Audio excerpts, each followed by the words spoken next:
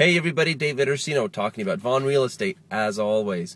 I want to talk a little bit further about these low-fee brokerages that are starting to pop up because I think there's some important things to know about them. Just to remind you what a low-fee brokerage is a brokerage that allows you to list your home on MLS, but they're not full-service agents or full-service brokers. Basically, they get you to fill out the forms, the listing forms, the data info sheet, and they upload that stuff into MLS, and it gives you the MLS exposure, which is great for you.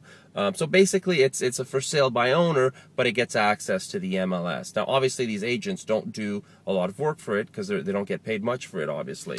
However, so what I want to talk to you about was a what's called a Schedule B that I found on many of these listings that are out on MLS.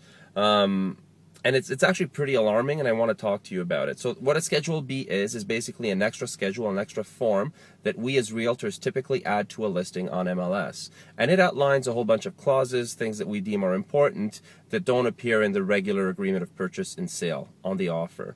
So what this Schedule B says from one of these low-fee brokerages is that the listing, so it's actually it's tucked into another clause, and the other clause starts off as a regular clause we often use, but within it is a couple of lines that are I think are very dangerous. So basically it says the listing brokerage does not make any representation or warranties as to the accuracy of the information contained on the MLS listing. So that's one sentence. That's actually, as far as I know, that's actually illegal. We as realtors, anything that gets uploaded into the Toronto Real Estate Board's MLS system has to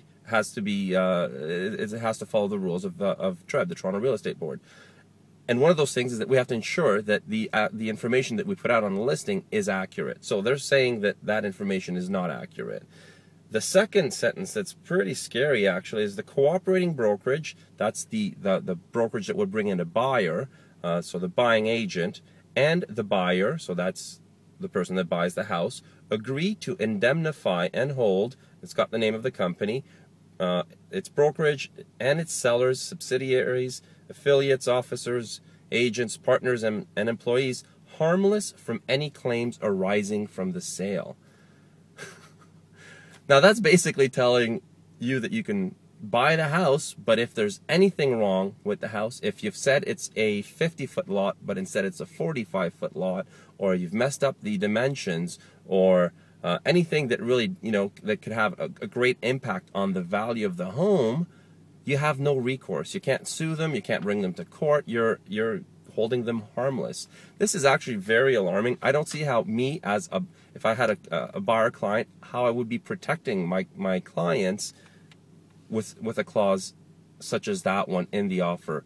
It's something that I think it's a bad clause for the buyers, obviously, because basically it's saying that you're buying the house as is and you have no recourse in the future. So I think it's a bad clause to have in there, as I said. I don't see how anyone would want to purchase a home with a clause like this.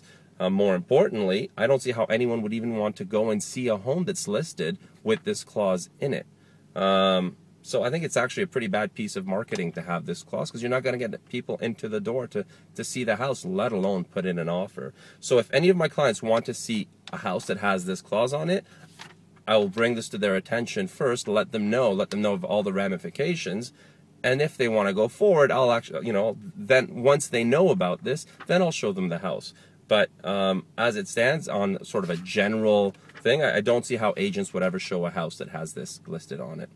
So that's it. I don't want to say anything bad about these low-fee brokerages. I think they're a good idea. I think a lot of consumers might want to use something similar to that, a service like that. Ultimately, I think the market is going to decide whether they work or they don't, and the market will outline what works in the real estate business. And I think that's a great way to let things happen. Basically, let things happen, and we'll see what works out at the end. Whatever business model works is the best model. But this is just something. This clause specifically is something that you have to be aware of. So that's it for me. There's my little rant about these low-fee brokerages. If you have questions about this, please email me or leave a comment below. I would love to hear your comments about this in particular. Thanks very much, and have yourself a great day.